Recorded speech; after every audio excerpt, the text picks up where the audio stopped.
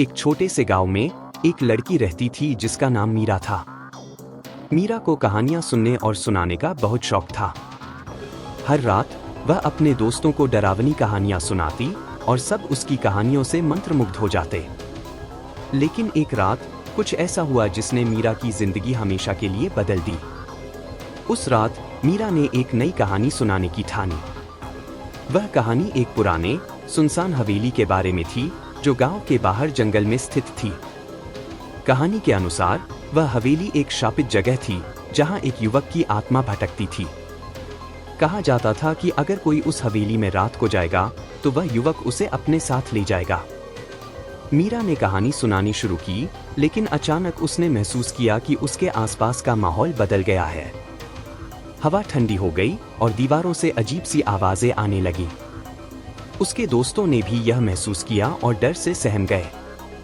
मीरा ने कहानी जारी रखी, लेकिन जैसे जैसे वह आगे बढ़ती गई वह खुद भी डरने लगी। अचानक बिजली चमकी और बारिश शुरू हो गई।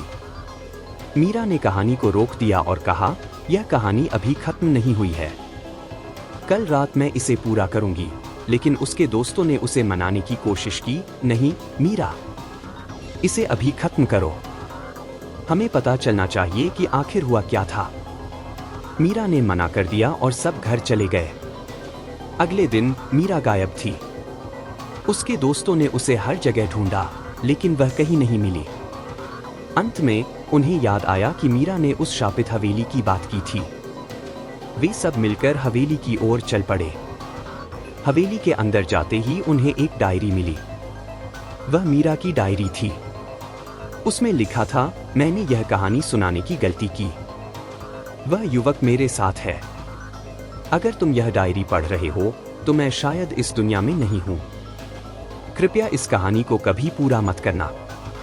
उस दिन के बाद से कोई भी उस हवेली के पास नहीं गया और मीरा की अधूरी कहानी हमेशा के लिए अधूरी रह गई।